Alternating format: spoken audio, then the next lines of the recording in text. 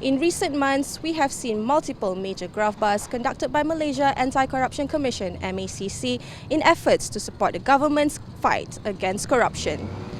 From petty traders to ringleaders of organised syndicates, even those who were formerly in power, it seems like no one can escape MACC's bid in conducting its due diligence. My name is Amalina Kamal and I'm standing here in front of MACC HQ in Putrajaya, where I'll be joining by its Chief Commissioner Tan Sri Azam Baki in a discussion to find out the statistics and latest trends based on recent operations.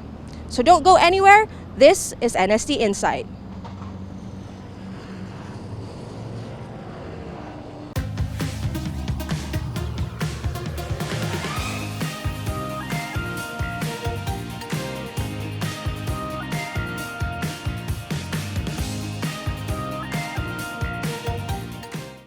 In August of 2022, a document alleged to be MACC's investigation paper on Justice Datuk Nazlan Ghazali, the judge who presided over former Prime Minister Datuk Seri Najib Razak's SRC international corruption case, was purportedly leaked. Nazlan had convicted and sentenced Najib to 12 years in jail and a 210 million ringgit fine for misappropriating 42 million ringgit of SRC international funds. In a sit-down interview with New Straits Times, MACC's Chief Commissioner Tan Sri Azam Baki said those who kept pointing fingers at the Commission about the matter should stop doing so. As far as I'm concerned, the leak doesn't come. I check, never come from MACC.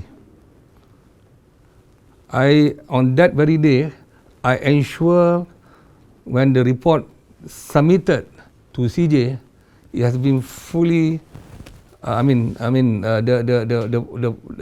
envelope has been fully concealed and submitted to CJ PA by hand. I personally wanted to make sure whether the report had been submitted to her office. I don't want any leak. So how the leak came up, I do not know. I don't want to get. For me, I don't want to make it big anymore. The documents appear to suggest that MACC had concluded its investigation into Nazlan and submitted its report to the Attorney General Chambers. The Federal Court on February 24 meanwhile ruled that the MACC's investigation against Nazlan was done without following protocols. Tan Sri, the entire SRC case was based on the MACC investigation. Correct. That there is this defrauding of 42 million that has taken place and things like that. But now, the whole narrative is being turned as though you're against it. The MACC is That's against what it. talking about professionality here. You know, we have to be fair to everybody lah. We are professional. So I cannot say that, for this one I classify, I don't want to investigate. This one I can investigate. How do you feel if that happened to your family?